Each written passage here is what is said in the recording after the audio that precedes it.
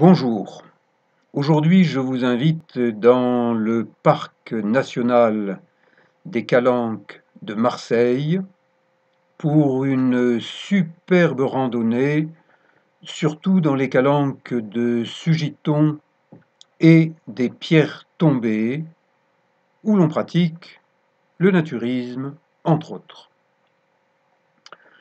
Je suis Toulonnais, donc je prends un TER de Toulon vers Marseille. Il s'arrête dans 9 gares, ça prend 1 heure. Mais ce matin-là, ça a pris 40 minutes de plus. La SNCF n'est pas particulièrement à l'heure. Ça me permet de voir au ralenti les usines de Marseille, celles qui sont proches de la voie ferrée, et qui, pour certaines d'entre elles, rejettent leur boue, rouge ou noire, dans les Calanques de Marseille, dans ce qui est maintenant le parc national des Calanques de Marseille.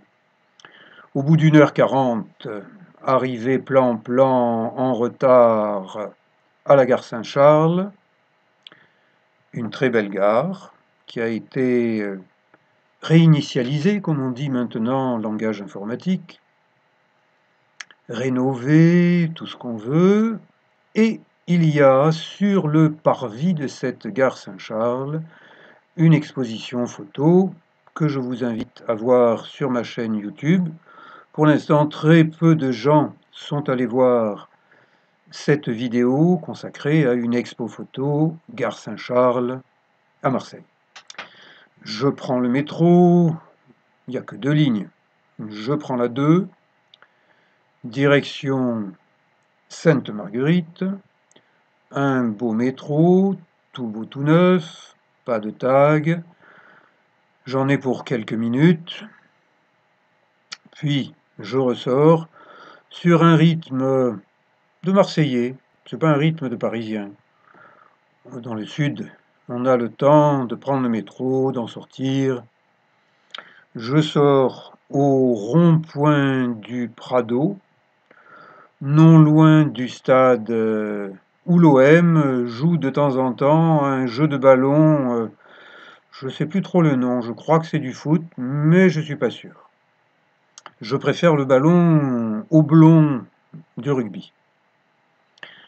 Le bus 21, direction Lumini, direction le parc national des Calanques, et quand je reviens à Lumini, eh bien je reviens vers mes années 20 et des poussières, mes années 70, en 1970 et des poussières, lorsque j'étais étudiant à l'école de massage et kinésithérapie de Marseille et que j'avais une chambre en résidence universitaire à Lumini, ce qui m'a permis pendant mes études d'aller souvent me balader dans les Calanques, bronzer, devenir de plus en plus un naturiste.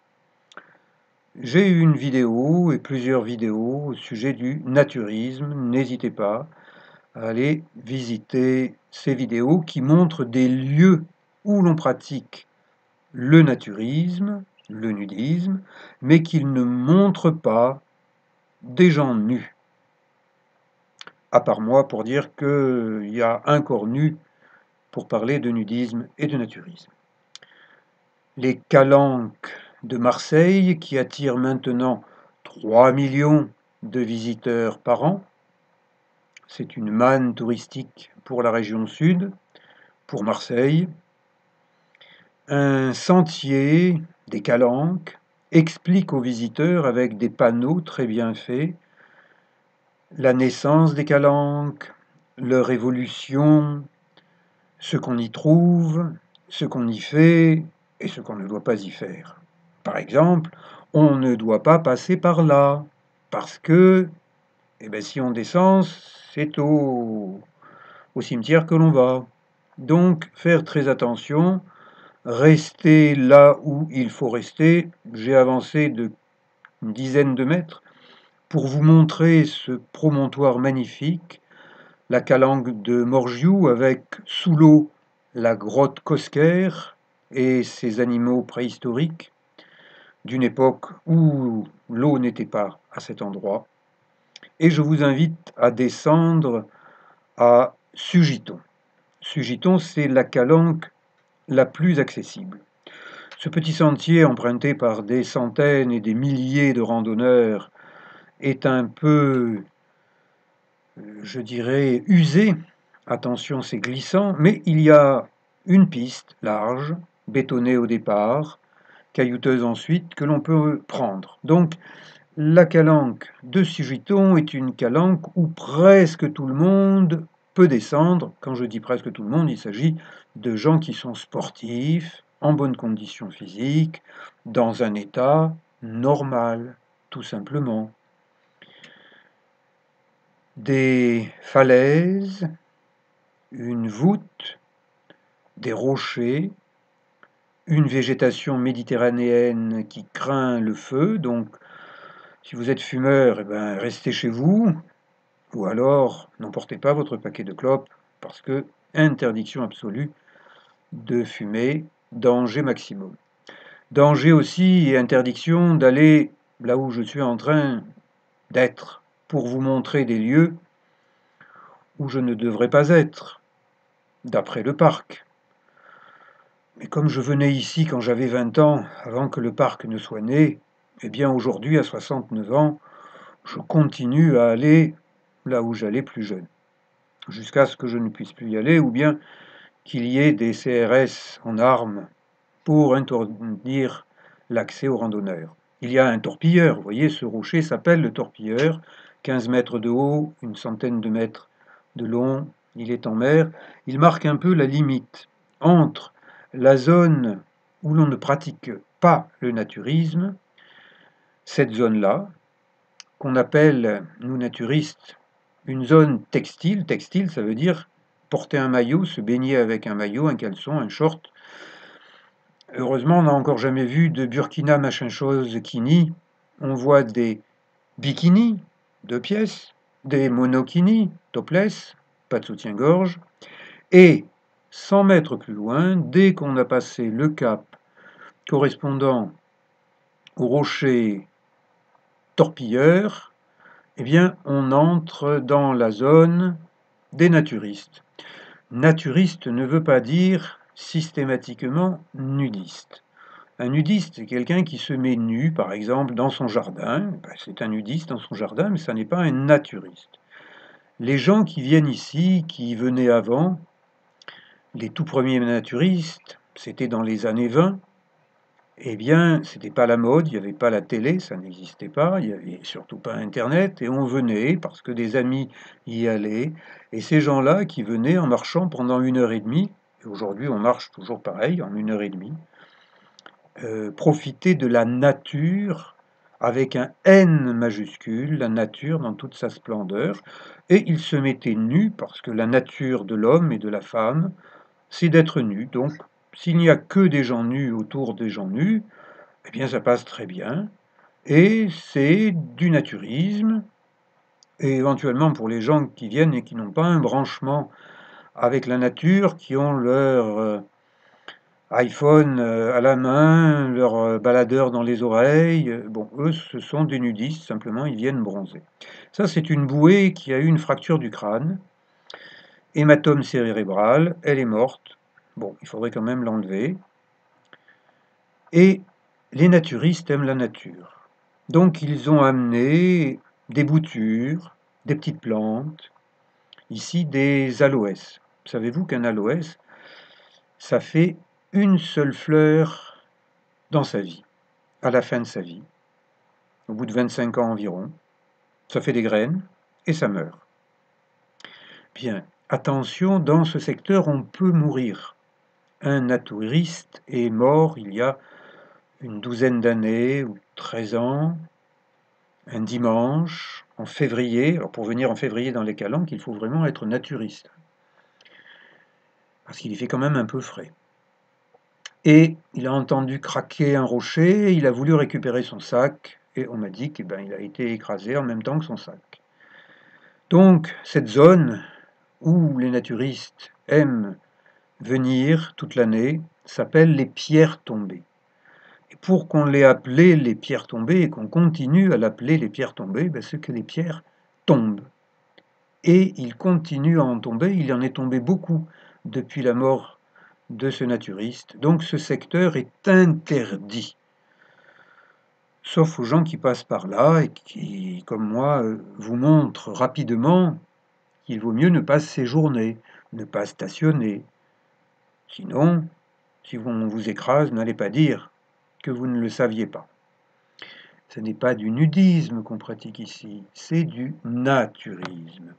Les naturistes ont créé des espèces de petits jardins aménagés, ils ont déplacé les pierres, ils se sont installés pour avoir une belle vue, une vue superbe, une vue grandiose, dans le calcaire blanc des Calanques, de Marseille jusqu'à Cassis. Ici, le cap Morgiou, sur la gauche, un gros rocher qu'on appelle le Tonneau, et cette zone des pierres tombées, absolument sublime. J'adore venir dans les Calanques, pas en été, car il y fait très chaud, et qu'à mon goût il y a un peu trop de monde, mais regardez, c'est septembre, un septembre d'été indien, absolument superbe, qui n'est plus très chaud. Pour venir, il faut savoir enjamber les troncs d'arbres. Attention, les pins, il y a de la résine, ça se colle partout. Et il faut savoir regarder, admirer. Chaque détour de rocher est un petit morceau de paradis. Et là, un abri sous roche. Peut-être que des artistes, nos ancêtres, étaient là, si près de la grotte Cosquer, aujourd'hui sous l'eau, grotte sous-marine. Maintenant, avec le parc national, il est interdit de bivouaquer, à plus forte raison de camper. Donc on vient à la journée. Pour ça, eh bien, soyez en forme.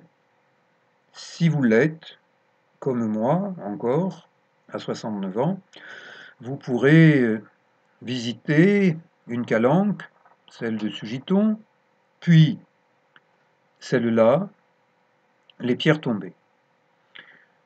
Le rocher du Tonneau, bien rond, et des rochers, des falaises en direction de la Lec, surmontés par la Candelle, un haut lieu d'escalade. Je surveille mes pieds, je surveille ma tête, car il y a des pins penchés. Et j'ai vu un Marseillais s'assommer sur un arbre, et il m'a dit l'arbre m'a frappé. Donc attention, messieurs, dames, si vous randonnez dans les Calanques de Marseille, sachez qu'il y a des arbres frappeurs. Et ça n'est pas une galéjade marseillaise, hein, c'est la réalité. Ce Marseillais qui s'est assommé tout seul m'a dit l'arbre m'a frappé. Alors je lui ai dit on arrête de randonner, parce que c'est des calanques dangereuses. Bien, je continue à monter par un endroit que je ne vous recommande pas si vous n'êtes pas un grimpeur chevronné. Je dis bien grimpeur. Là, je ne dis plus randonneur, parce qu'il y a des passages délicats, et le mot délicat est un euphémisme qui veut dire dangereux. Je suis seul, je cours moins de risques que quand on est à plusieurs, car à plusieurs, les pierres de celui qui est dessus peuvent tomber sur celui ou ceux et celles qui sont au-dessous de lui. Moi, je fais bien attention et je me baisse pour passer au-dessous du pin qui frappe. Je suis sur un petit sentier étroit. On appelle ça un sentier aérien. Quand vous voyez marqué sur un topo sentier aérien, crête aérienne, eh bien, n'ayez pas le vertige. Lorsque vous êtes dans un petit morceau d'ébouli, eh bien, faites bien attention, 1, à ne pas tomber, 2, à ne pas faire tomber des pierres. Et passage délicat, c'est un petit pas d'escalade. Vous constatez que je pose les mains sur le rocher, je ne tire pas sur le rocher, et je retrouve le sentier principal, un petit groupe de randonneurs. Je les dépasse, c'est bien, ils laissent passer les papis, qui sont un peu véloces encore. Donc je m'amuse, je contrôle chacun de mes pas. Ça fait 50 ans que je m'amuse à faire ça. On verra dans 50 ans si au paradis je ferai la même chose. Mais pour l'instant, je m'amuse bien dans les calanques à descendre. Et à nouveau, je suis dans un secteur aérien. La mer est très proche, mais elle est quand même à 10 mètres, 20 mètres au-dessous de moi. Donc il faudrait faire très attention. Et je fais attention à chacun de mes pas. Je crains surtout les petits gravillons sur lesquels on risque de déraper parce que les gravillons, quelquefois, on n'y prend pas garde. Petit caillou égale danger plus, plus, plus. Donc attention, je redouble d'attention. Je continue sur ce petit sentier tracé.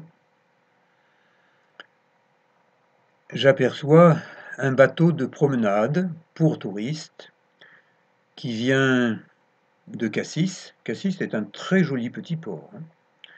Et alors des bateaux qui se suivent pour faire visiter les calanques, il y en a beaucoup.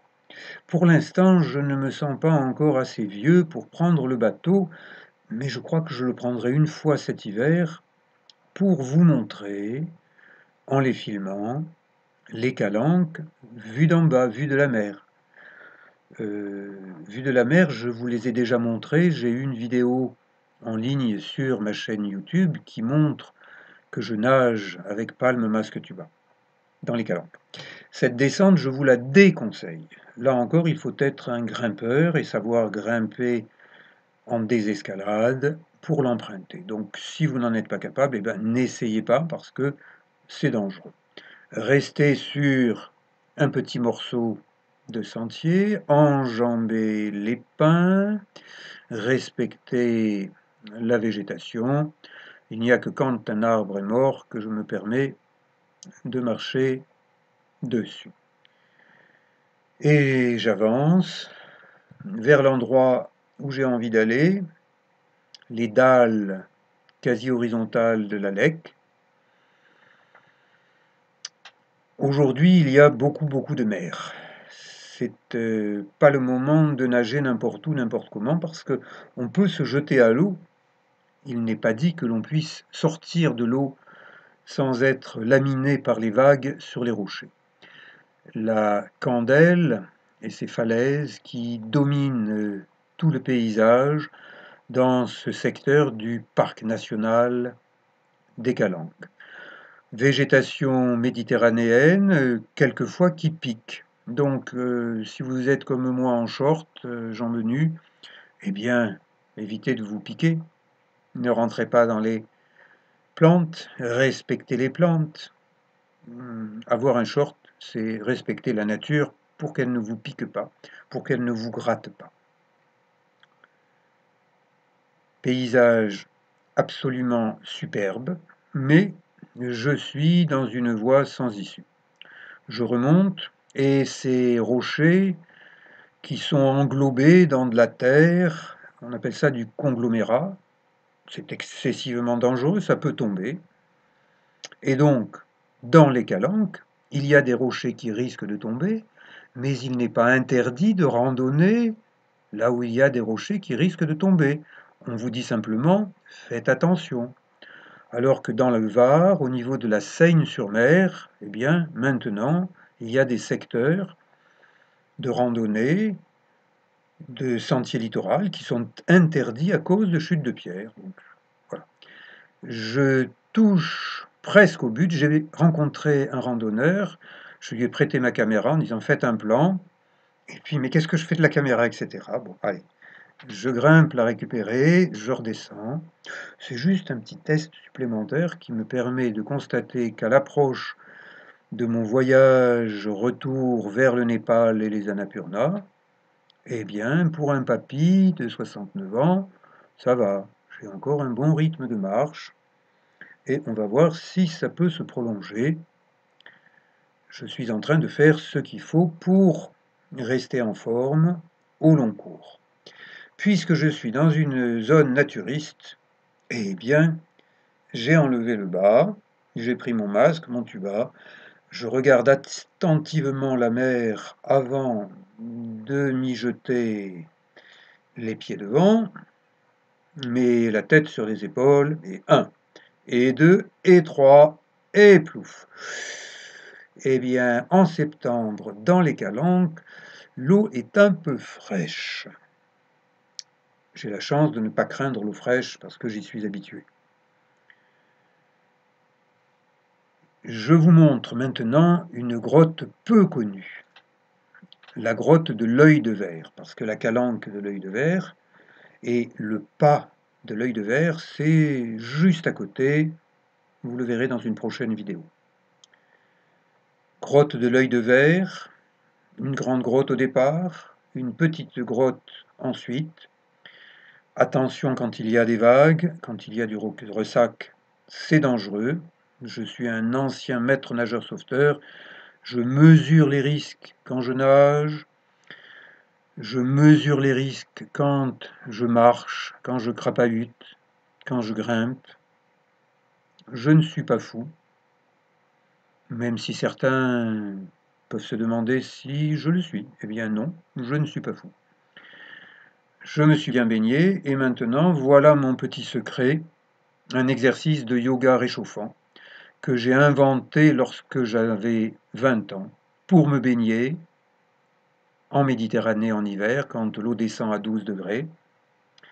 Je me suis baigné, je me suis réchauffé, je reprends le chemin, j'en ai pour 1 heure et demie à peu près pour regagner Lumini, puis un bus, un métro et le train. Et à bientôt pour une prochaine randonnée dans les Calanques ou bien ailleurs. Merci.